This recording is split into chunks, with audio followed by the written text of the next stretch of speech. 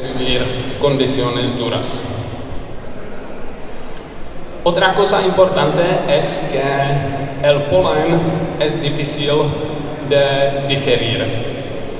Los granos tienen dos capas protectoras que no se pueden digerir en el sistema digestivo de la mayoría de los animales.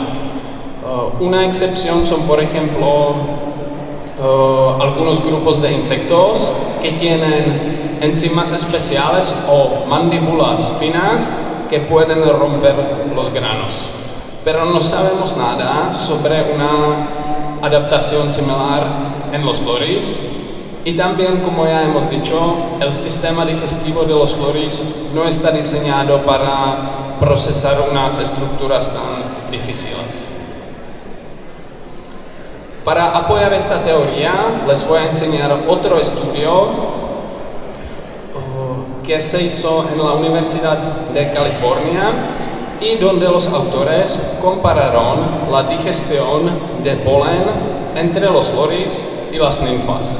Y curiosamente, ellos han averiguado que las ninfas pueden digerir unos 17% de la cantidad de polen que han comido y los loris solo 7%. Entonces, a pesar de que el polen es una fuente rica de proteínas, 7% no es suficiente para cubrir sus requerimientos nutricionales. Entonces puede ser una fuente adicional de proteínas, pero no puede ser la única.